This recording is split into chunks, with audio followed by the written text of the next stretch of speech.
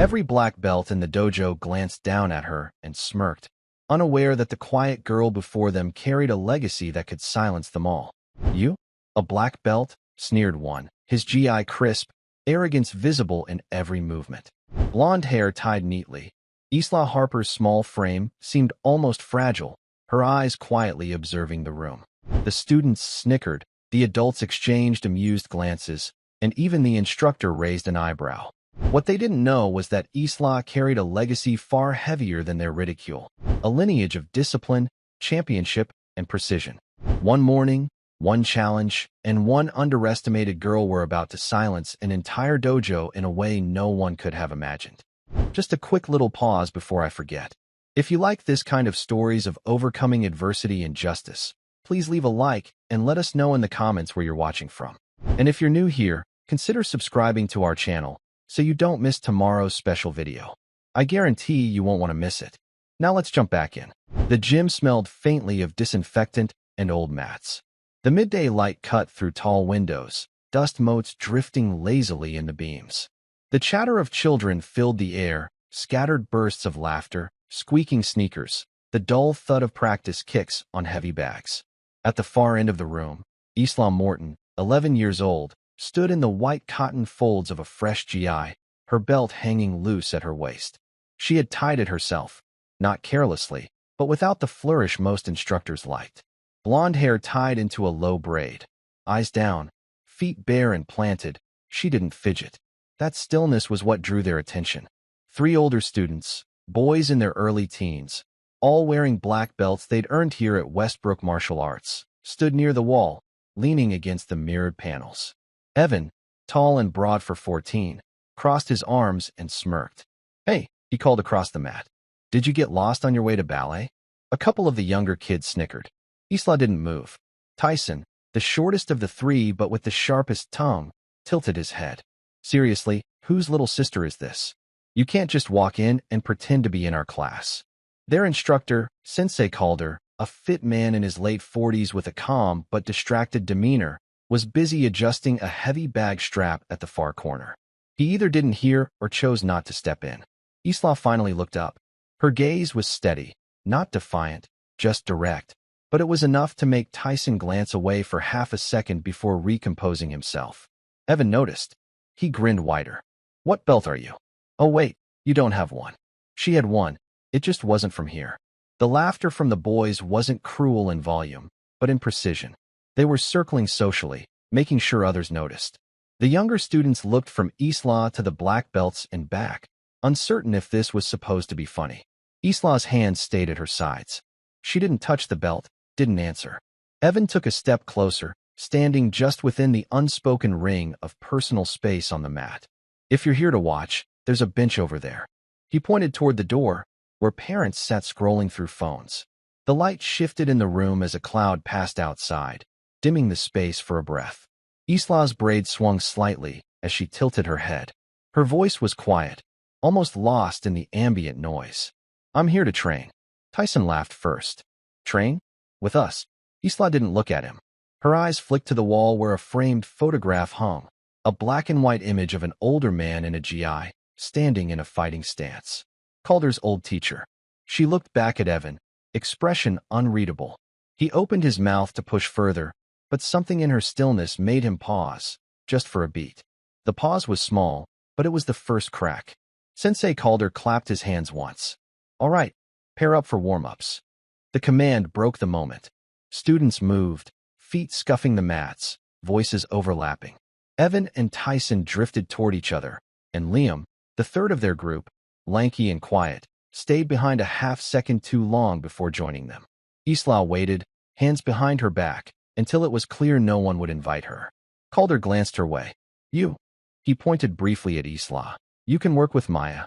Maya, a soft-spoken girl around Isla's age with a yellow belt, gave an uncertain smile. They bowed to each other and began slow drills, stepping forward into basic punches. Isla's movements were deliberate, almost measured in a way that didn't match the beginner's energy around her. Evan watched from across the room as he half-heartedly mirrored Tyson's kicks. "She moves weird," he muttered. Tyson smirked. "Like she's in a movie." They didn't notice Calder glance at Isla once, then again. His expression didn't change, but his eyes tracked her foot placement, the way her back heel never lifted, the way her shoulders stayed level. Maya noticed too, but in a different way. "You're really good," she whispered in between strikes. Isla gave a tiny shake of her head. "Just practiced." When Calder called for partners to switch, Tyson didn't wait. "Hey, sensei, let me work with her." Calder hesitated for a fraction, but nodded. "Go easy." Tyson grinned. "Sure." They bowed. Tyson lunged forward into a clumsy but forceful punch. Isla slid her front foot back half an inch, just enough. His fist stopped short, the air between them shifting. He blinked. "Lucky." Second punch. She moved the same way, not leaning, not flinching. Her eyes stayed level with his, calm. Across the room, Evan was pretending not to watch, but his kicks had slowed. Third punch. Isla's hand moved for the first time, a smooth inside parry that redirected his arm without striking. Tyson's balance faltered.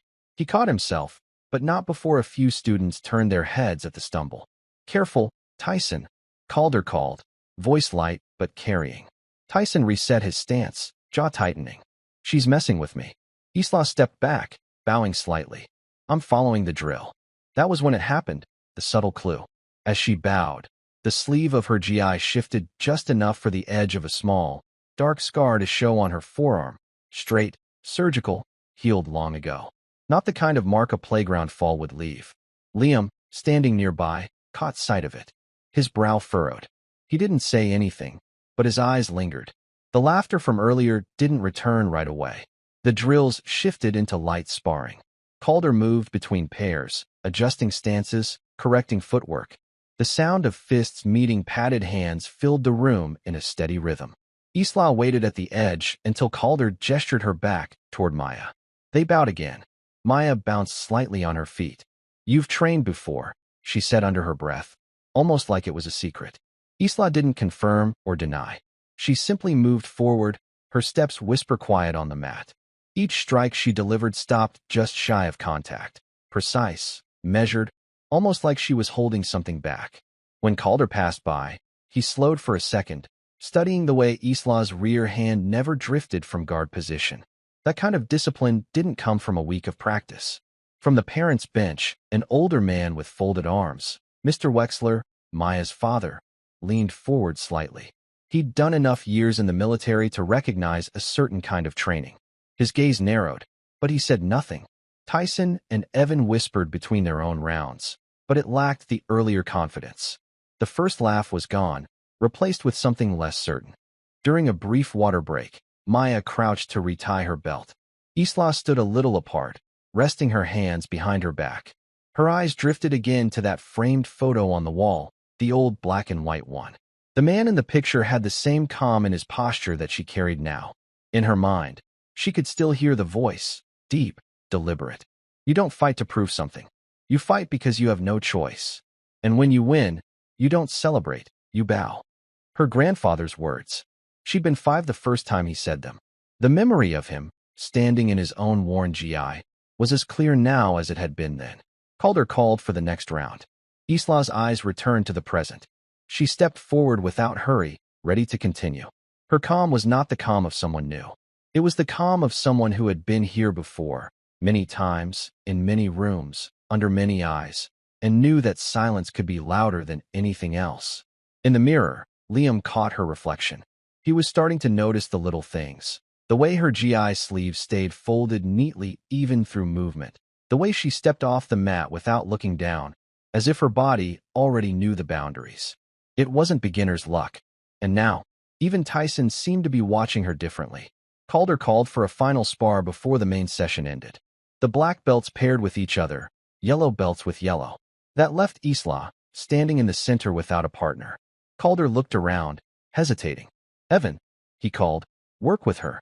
Evan's mouth twitched into a smirk, but it didn't quite reach his eyes. He stepped forward. "Sure." They bowed. The first exchange was slow, deliberate. Evan threw a controlled front kick. Isla pivoted offline, catching his ankle lightly with her palm before stepping back in a stance. Not flashy, not showy, just correct. Second exchange, he pressed harder, a sharper jab. Isla's parry was minimal, using just enough motion to guide the strike away. Her eyes didn't break from his. By the third, Evan's jaw was set. He tried a combination: jab, cross, low kick. Islam moved through it like she'd rehearsed his sequence 1,000 times, ending in a perfect guard position, breath even. The gym noise dulled in her ears. For a moment, she wasn't in Westbrook martial arts. She was on the cracked concrete of her grandfather's backyard dojo, the air heavy with summer heat. His voice echoed in her mind, not loud, but certain. Every move you waste is an opening. Every breath you waste is a warning. Her grandfather had been more than a teacher. To most, he was just an old man with medals in a box. To her, he was the quiet wall between her and a world that hadn't been kind since her father never came back from deployment. She'd trained under him for 6 years. No belts, no trophies on display. Only discipline. Only the weight of his hands adjusting her stance, the nod when she got it right. Evan moved again, a feint this time. Isla didn't bite. She stepped just enough to close his angle, forcing him to stop mid-motion. For the first time, Evan didn't have a comeback. Calder clapped twice. Break. Evan stepped back, shaking his arms out. He glanced at Tyson as if to say she's better than she looks. Tyson didn't smile this time. Isla stepped off the mat, kneeling briefly to retie her belt. As she did, a pair of small, worn dog tags slipped from under her GI top, clinking softly before she tucked them back in. Only Liam, still sitting against the wall, noticed. His eyes followed her for a long moment, as if trying to decide whether to ask. She didn't see him looking. Her gaze had dropped to the mat, not in defeat, but in quiet remembrance. The weight she carried wasn't in her stance. It was in her silence. The class shifted into group drills, everyone in one long line, mirroring Calder's commands. Step forward, punch. Step forward, punch. The sound of bare feet hitting the mats echoed in unison. Isla took her place near the middle of the line. She didn't rush to match the other's rhythm. Her strikes landed with quiet precision, the kind that didn't need to be loud to be solid. From the parents' bench, Mr. Wexler was no longer leaning back. His elbows rested on his knees, eyes tracking Isla the way a soldier sizes up another soldier, searching for tells. The way she chambered her punches. The way her hip turned just enough. Calder noticed, too. His brow furrowed briefly, though he said nothing. Halfway down the line, Evan and Tyson still wore the thin smiles of boys trying to hold on to an earlier joke. But their glances toward Isla were more frequent now, less taunting, more watchful. Liam, working next to Isla, spoke without looking at her. Where'd you train before? Isla didn't answer immediately. Home, she said finally. That's not a dojo name, Liam said quietly. She didn't reply. Calder gave the next command. Step forward, block. Step forward, strike. The line moved as one, but Isla's blocks were tighter, her strikes shorter, no wasted movement. Tyson's gaze kept flicking toward her, irritation mixing with curiosity. When his form faltered on one block, Calder corrected him quickly, but Tyson glanced at Isla, as if her presence was the reason. From the far wall, Mrs. Jensen, a regular parent whose son had been here for 3 years, whispered to the woman next to her. She's not just starting. You can see it. Look at her shoulders. They don't even tense when he calls commands. The other woman frowned. She's tiny. Mrs. Jensen nodded slowly. Size isn't the point. The air in the room had shifted. Not fully. Not yet. But the easy dismissal from earlier was gone. Now there was something else moving under the surface. Isla, unaware, or appearing to be, kept her eyes forward, answering each command with the same deliberate pace. But in the mirror lining the wall, her gaze flicked once toward the framed photo again. The reflection caught it. Liam saw that too, and for some reason, it unsettled him. When Calder called a short break, most students reached for water bottles. Isla stayed on the mat, kneeling in the quiet space she had carved for herself. Her braid fell forward over her shoulder, but she didn't move to adjust it. She just sat. It wasn't the stillness of someone unsure what to do. It was the stillness of someone who knew exactly what they were doing and didn't need anyone's permission to do it. That was what made people start to look twice. The next drill was a partner exercise, defense against a straight punch. Calder paired students quickly. Isla found herself across from Liam. They bowed, and he hesitated for half a beat before stepping in with the prescribed attack. Isla's block was feather light, redirecting his arm without any clash of force. She stepped in just close enough to place her hand an inch from his chest, the strike, then stepped back into stance. Liam blinked. That's how they do it in the black belt class. She didn't react. It's how I was taught. From the next pair over, Evan kept glancing their way. His own block was sloppy enough for Tyson to mutter, "Focus." But neither boy was really focused anymore. At the edge of the mats, Mr. Wexler shifted his position, catching Calder's eye as he passed. "That girl," he said quietly, "she's not new." Calder didn't break stride. "We'll see." But when he stopped to observe Isla and Liam, his arms folded, not in judgment, but in study. She didn't fidget, didn't wait passively. She was ready before Liam even reset. On the next repetition, Liam's punch came faster, more realistic. Isla's block was still soft, but this time she stepped inside his reach, controlling his arm for a moment longer before letting go. There was nothing aggressive about it, but it had the unmistakable mark of someone who understood control, not just technique. Calder moved on without comment. The room's atmosphere had shifted into something more fragmented. Half the students were still wrapped up in their drills. The other half kept glancing toward Isla, some with quiet curiosity, others with the thin edge of irritation. Mrs. Jensen was openly watching her now. "She's not even breathing hard," she murmured to the other parent. Tyson noticed, too. After the round ended, he walked past Isla a little too close, muttering just loud enough, "Bet you can't do that against someone who's actually trying." Isla didn't answer. She only adjusted her belt, the knot sitting neatly at her waist. From the mirrors along the wall, her reflection caught something no one else noticed. Her left foot, sliding subtly into a balanced position even while standing at rest. It was a detail Mr. Wexler caught from the bench. His brows drew together, the corner of his mouth tightening in a way that hinted at recognition. The water break bell chimed again.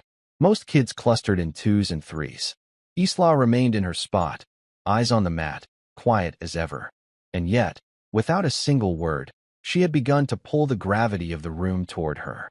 Calder gathered everyone for kata practice, the long, choreographed patterns of strikes and blocks. The class spread across the mat in staggered rows.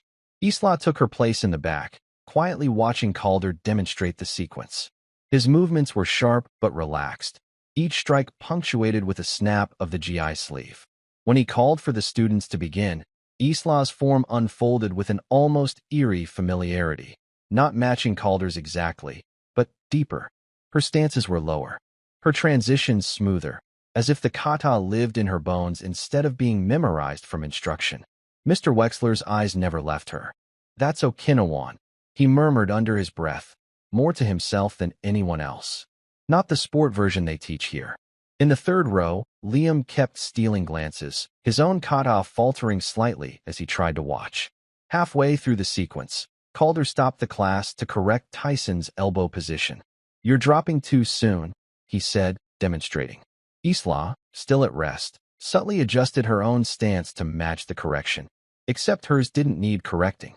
As the class restarted, Isla's mind slipped for a moment into memory. It was winter in her grandfather's yard. The wooden deck slick with frost, the old pine tree casting long shadows across the training mat he'd laid down years ago. She was 8. Her breath puffed in small clouds as he guided her through the same kata, step by deliberate step.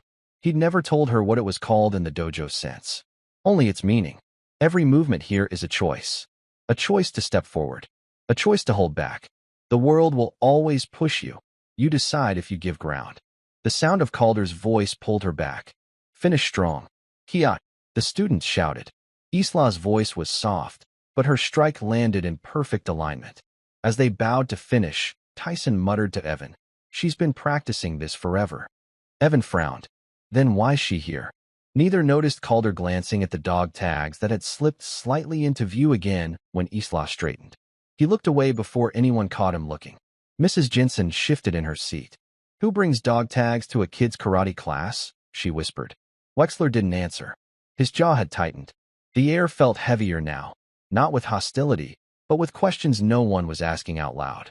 And in the center of it all, Isla stood in quiet stillness, her braid brushing her shoulder, her eyes down, but her posture unshakable. The kata ended, but Calder didn't dismiss the class immediately. He called for partner work again, slow sparring with controlled contact. The pairs spread out across the mat, but there was a ripple of hesitation when it came to Isla. Evan looked ready to volunteer, but Tyson spoke first. I'll do it. Calder's gaze rested on him for a beat longer than necessary. Controlled, he said flatly. They bowed. Tyson moved in with a simple jab-cross combination, the kind they'd practiced dozens of times. Isla's response was fluid. A slight slip, a soft parry, and then a perfectly placed counterstrike that stopped an inch from his torso. It wasn't forceful, but it was precise enough to make Tyson pause mid-motion. Again, he said. He came in faster. She still caught him, one hand intercepting his punch, the other controlling his balance. The class around them kept moving, but the noise seemed to thin out in that corner of the mat. Where'd you learn that? He asked, keeping his voice low. She didn't answer. He pressed. You didn't learn that here. The question hung for a moment before she finally spoke, voice quiet. No. From the parents' bench, Mr. Wexler's gaze sharpened. The tone in her voice, it wasn't defiance. It was memory. Calder called for a switch in partners. Tyson stepped back reluctantly, eyes narrowing. He didn't look satisfied, more unsettled. Liam took his place. They bowed, and he leaned in slightly. I saw your dog tags earlier, he said softly. She stayed focused on her stance. Are they yours? He asked. She hesitated. That hesitation was small, but it carried weight. They were his, she said finally. Liam didn't ask who he was, but he didn't have to. The moment broke when Calder clapped for everyone's attention. Circle up. The class obeyed, forming a wide ring around the center. Calder stepped into the middle. Black belts, you'll demonstrate combinations. Everyone else, watch and learn. Evan, Tyson, and Liam stepped forward. The three black belts faced the group, ready to show their sequences. But as they moved through the first demonstration, a strange thing happened. More eyes kept drifting toward Isla. Not because she was doing anything flashy. She wasn't even moving, but because she watched with the still intensity of someone studying for flaws. Her gaze wasn't critical. It was measuring. Calder noticed. So did Mr. Wexler. And then came the almost reveal. When Evan's kick landed slightly off balance, Calder started to correct him, but Isla's eyes flicked downward first, tracing the misstep, just as her grandfather had done to her countless times. For a moment, Calder's gaze locked with hers across the circle. No words, just a faint recognition in his eyes. And then he looked away. The room felt a shade different now, as if everyone sensed something, but no one could name it yet. The circle broke apart, students returning to the edge of the mats. Calder called for free sparring, controlled. Light contact. Respect your partner. Pairs formed quickly. Islam moved toward Maya again, but Tyson stepped in, blocking her path. Not this time, he said. You're with me. Calder glanced over, but didn't intervene. Maybe he wanted to see what would happen. They bowed. Tyson opened with a jab, testing. Isla blocked with minimal effort. He smirked and stepped in harder. A cross, a low kick, a hook.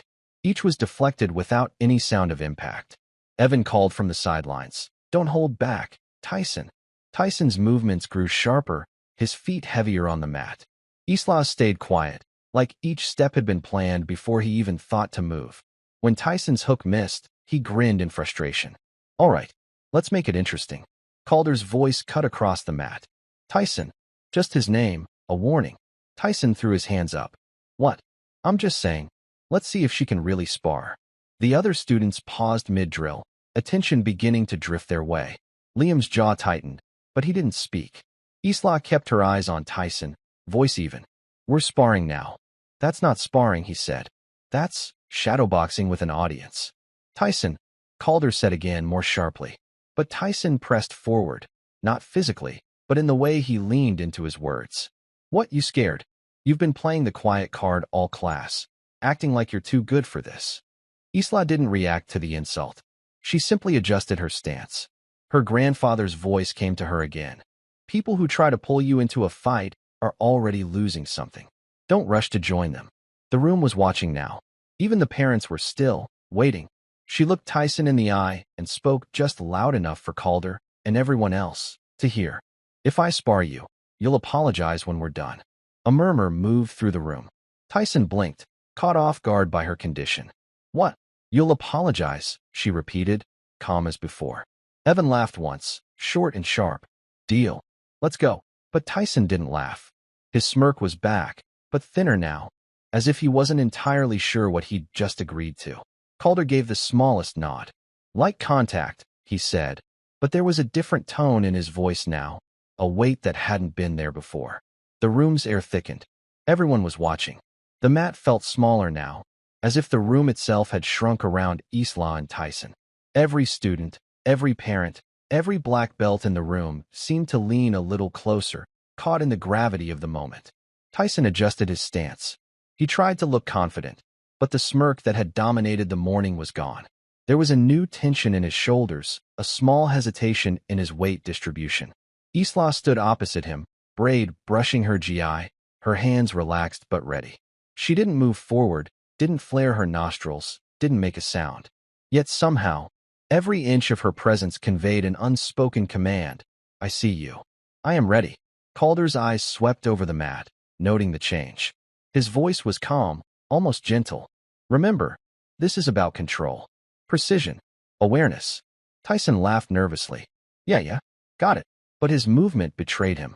Each step he took was measured, almost cautious, as if he sensed the room's collective anticipation. Liam whispered to Evan, "Do you feel that? Something's off." Evan's eyebrows knitted together. Yeah, like the air itself just got heavier. Isla shifted slightly, tiny, deliberate movements. Her weight centered, her back straight, shoulders relaxed. It was subtle, almost invisible, but those who knew to look could see the difference. Tyson lunged first, a quick combination of punches he hoped would surprise her.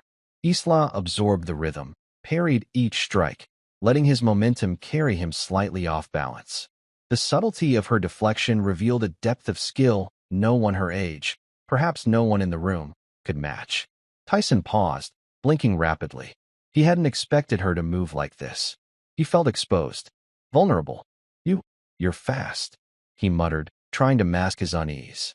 Isla's response was a quiet shift of stance, almost a whisper of motion, as though the air itself moved around her. Calder and Wexler exchanged a glance. Even they felt the subtle gravity, the recognition of discipline and history embedded in her movements. The room grew silent. Every student frozen, every parent leaning forward, anticipating the next motion. Time slowed. Isla's eyes briefly flicked to the dog tags at her collar, a faint acknowledgement of the legacy she carried. Then back to Tyson. You remember, she said softly. Apologize when this is done. Tyson's breath caught. He had no idea what he had just agreed to.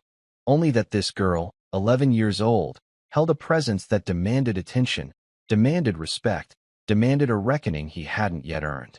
The mat, once ordinary, now felt like the stage of an unspoken reckoning. The class waited. Calder's eyes lingered, quietly signaling, "Witness this." All at once, even the parents noticed, this wasn't sparring in the usual sense.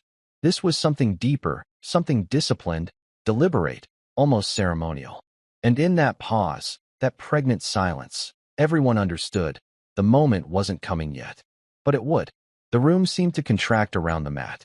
Sound fell away.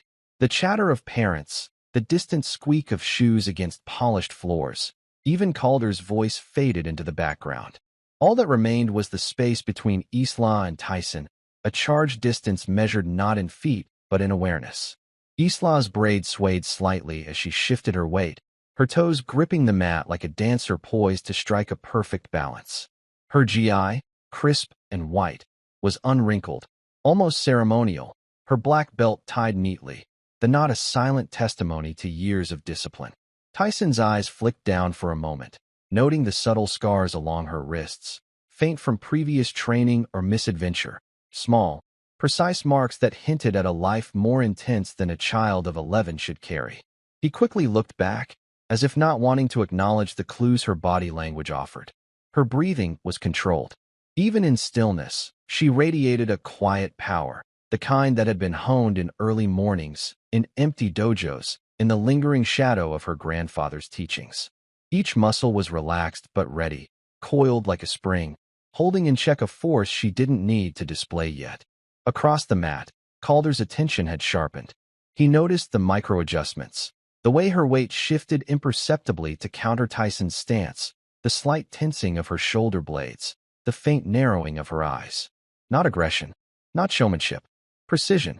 And he remembered the quiet discipline of her grandfather, legendary in local circuits, whose presence in a room always redefined the air around him.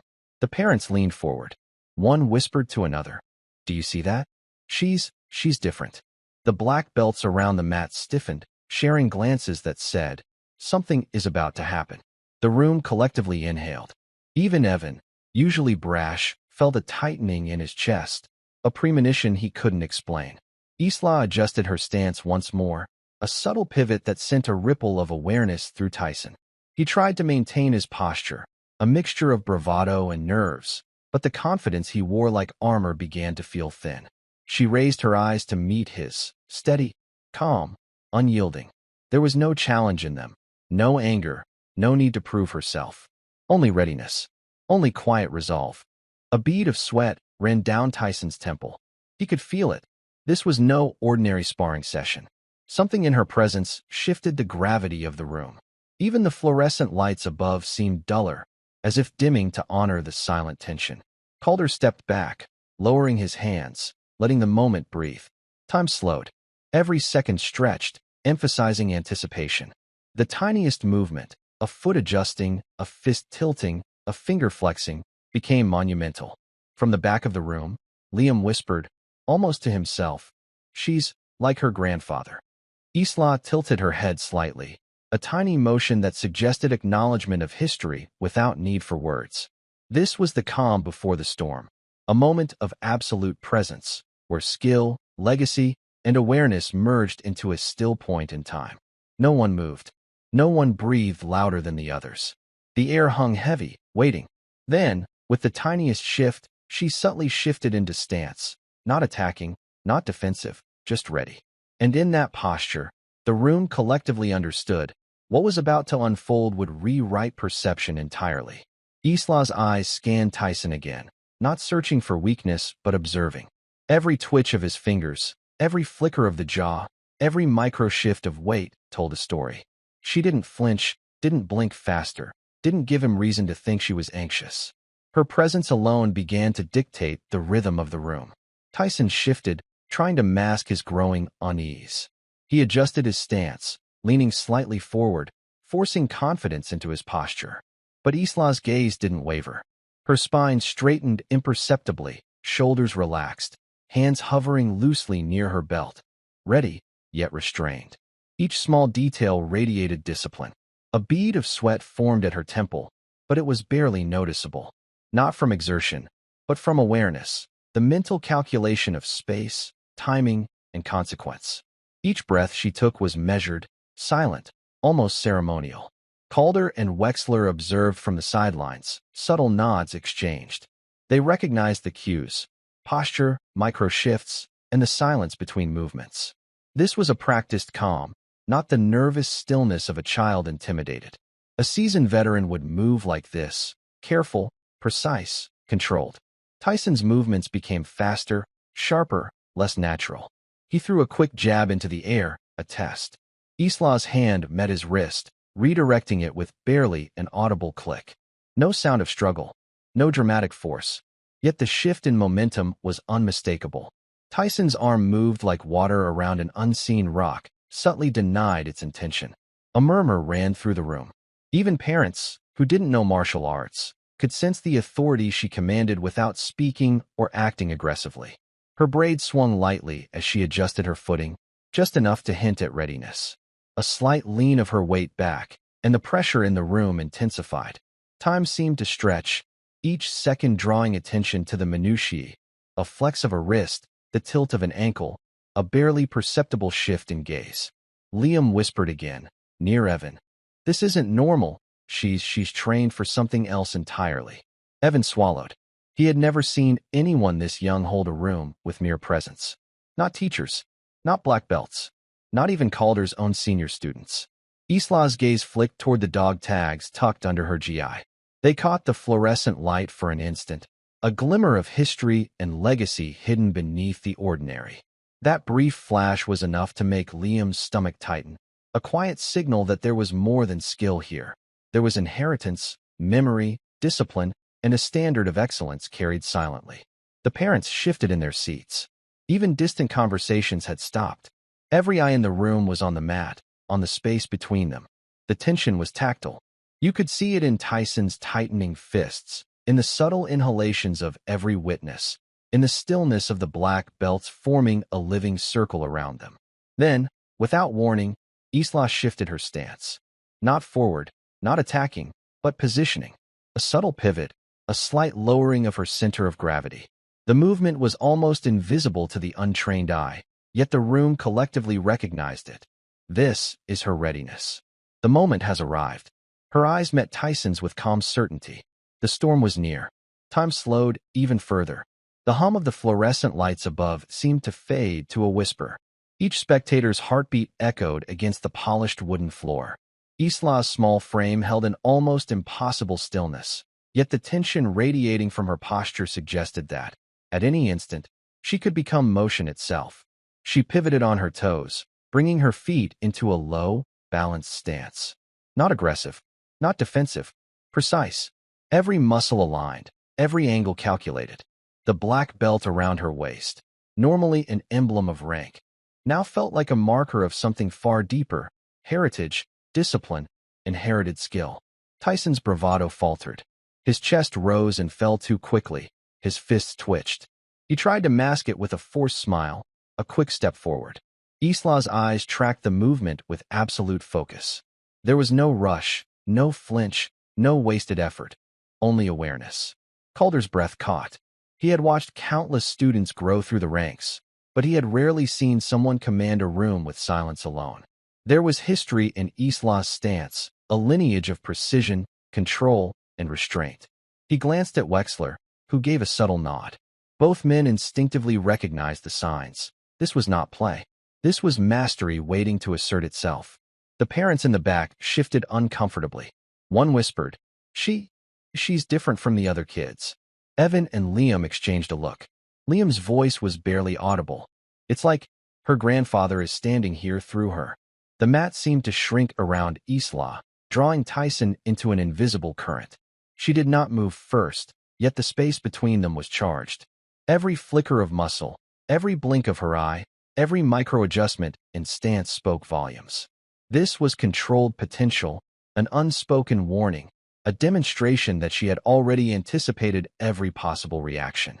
Isla's hand twitched toward the knot of her belt, a subtle habit inherited from years of rigorous practice. Her posture shifted slightly, hips squared, shoulders relaxed, eyes forward. The tiniest adjustment, yet it resonated through the room. Tyson's attempt at a taunt died in his throat. His confidence faltered, replaced by a creeping awareness that he had misjudged her entirely. A faint ripple went through the crowd. Calder's eyes lingered on Isla's dog tags, the barely visible scar on her wrist, the determined set of her jaw. These details whispered a story her silence could not yet tell, a history of discipline, service, and sacrifice hidden beneath a child's appearance.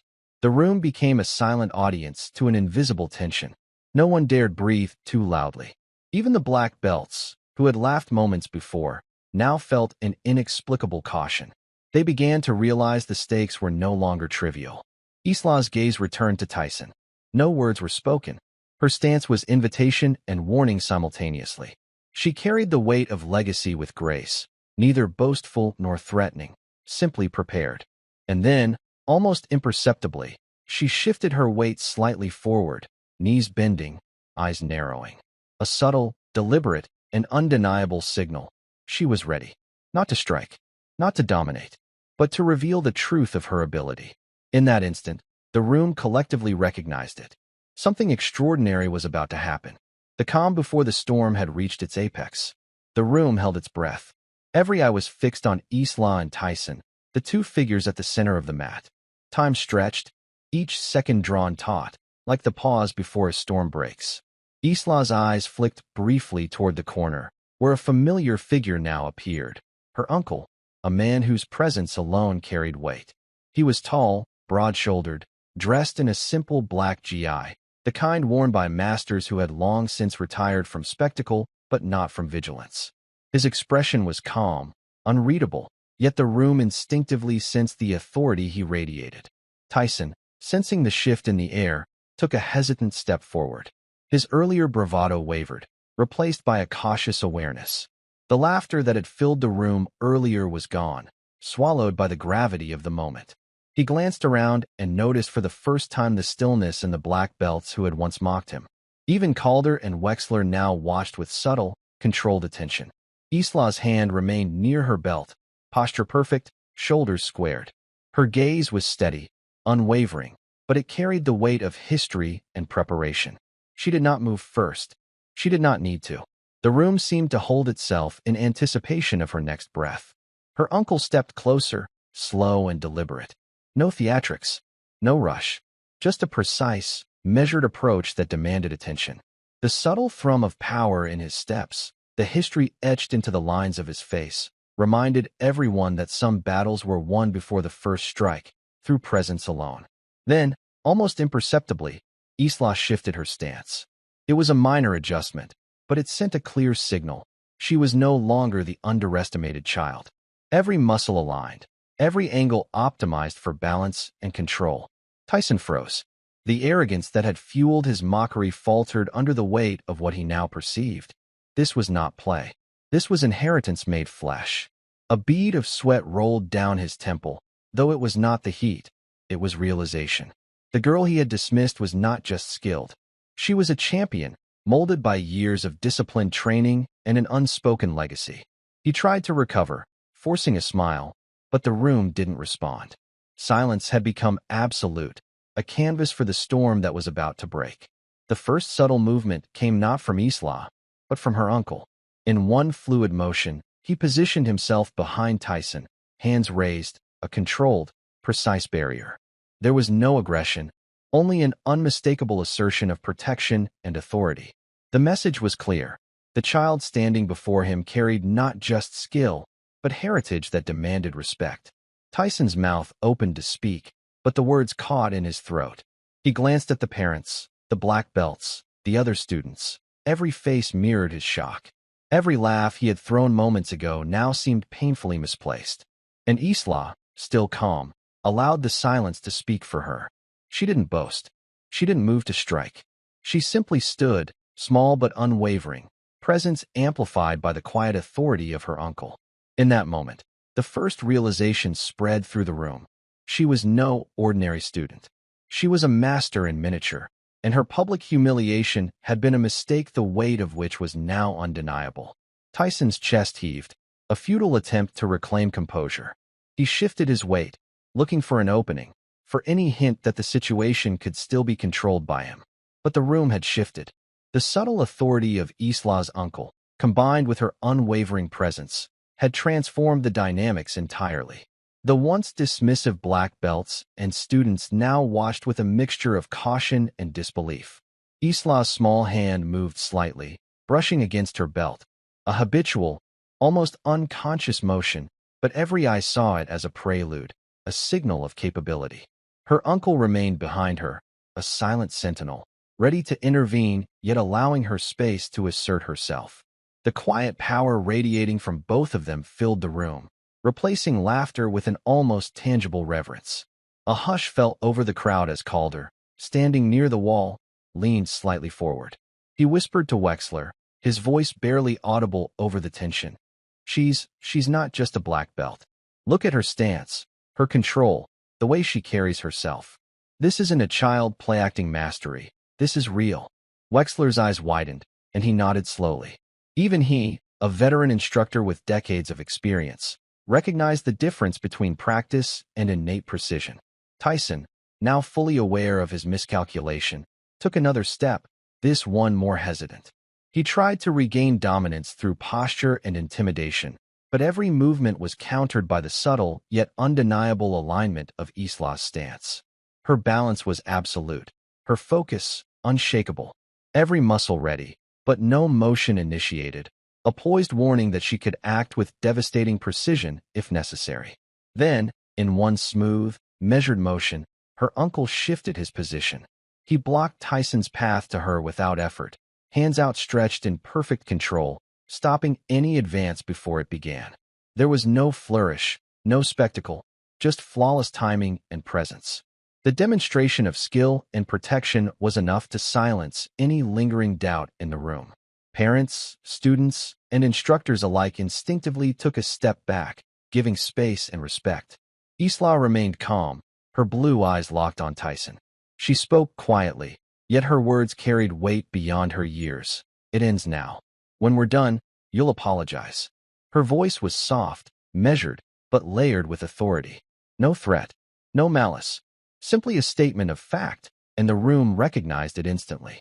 Tyson swallowed, his face pale, fumbling for a retort. He was no longer in control. Every ounce of arrogance drained away. The realization hit him fully.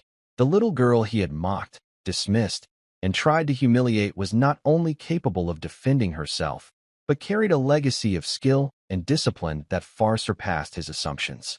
Around them, the room held absolute stillness. Even the fluorescent lights seemed to dim in acknowledgement of the moment.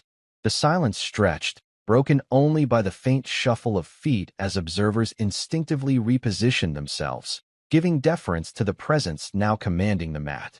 And then, almost imperceptibly, Isla shifted her weight again, subtle, precise, fully aware of her surroundings. This tiny movement carried the full weight of anticipation. She was ready, not for violence, not for spectacle, but for the moment when truth would be undeniable.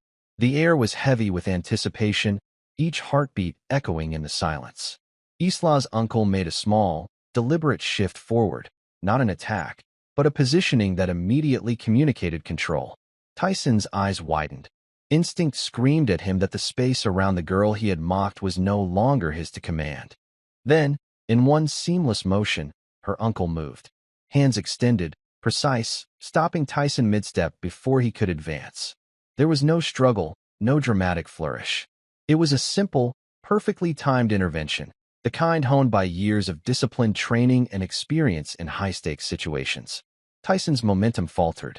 His stance collapsed subtly, yet unmistakably, leaving him disoriented and humbled in front of the room. Isla herself remained a picture of quiet composure. She didn't move to strike, didn't raise a hand. Her presence alone, the calm emanating from her, conveyed a mastery that words could never capture. The room, previously filled with laughter and derision, now held absolute stillness. Parents, students, and black belts alike could feel the weight of her lineage, the silent proof of her skill, and the dignity with which she carried it. A gasp broke through from the edge of the crowd. One of the younger students, Emma, whispered to her friend, She's not just good. She's like unstoppable." Their eyes darted between Isla and her uncle, finally comprehending that what they had assumed as a child's black belt training was, in reality, the tip of a legacy forged by years of discipline and service. Tyson stumbled backward, a look of shock and disbelief plastered across his face. He tried to speak, to demand recognition or justify himself, but no words could bridge the chasm between arrogance and reality. He had underestimated not just the girl, but the history and authority that came with her. Isla's uncle stepped slightly aside, allowing her presence to shine without overshadowing her. She adjusted her posture, subtle and unforced, every motion deliberate. It was enough to tell the entire room. She was in control, and the humiliation he had attempted to inflict would not stand. Then, as the final layer of realization settled in, parents and students exchanged glances, a dawning recognition spreading across the gym. This wasn't simply a talented child. This was a young champion, inheriting a legacy that had demanded respect long before today. The authority in her eyes, the quiet confidence in her stance, and the unwavering composure of her uncle had combined to render any previous mockery irrelevant. Even Calder and Wexler, seasoned black belts who prided themselves on assessing skill quickly, now stood rigid, processing what they had just witnessed. The lesson was clear. True mastery isn't about size, age, or showmanship. It's about presence, discipline, and the quiet power of earned respect.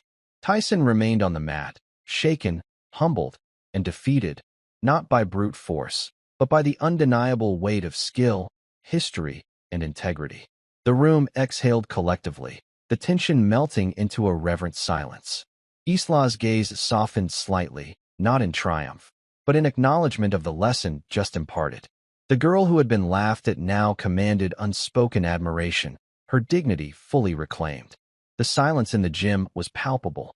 Eyes darted between Isla and her uncle, struggling to reconcile the quiet, blonde girl who had been laughed at with the presence that now dominated the room. Calder, the veteran black belt instructor, finally broke the stillness, his voice low but resonant. That's Margaret Ironhand Lennox's granddaughter. The words landed like a strike. Parents froze mid-breath, students gaped, and even seasoned black belts exchanged incredulous glances. The room hummed with recognition as fragments of memory surfaced. Old photos of Lennox demonstrating flawless technique, newspaper clippings detailing her legendary championships, stories of her discipline and precision. Emma whispered to her friend, voice trembling, "Granddaughter of her?" Her awe mirrored that of the adults, whose faces slowly shifted from confusion to respect. Wexler's expression went pale. He had sparred with Lennox decades ago and now understood the lineage before him. Tyson, still on the mat, shook his head.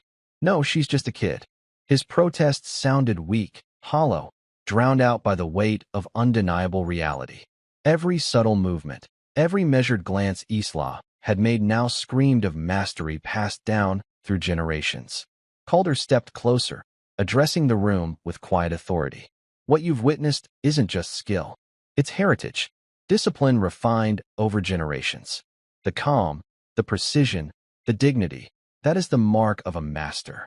Isla's only response was a faint nod toward her uncle, a quiet acknowledgement of guidance and shared legacy.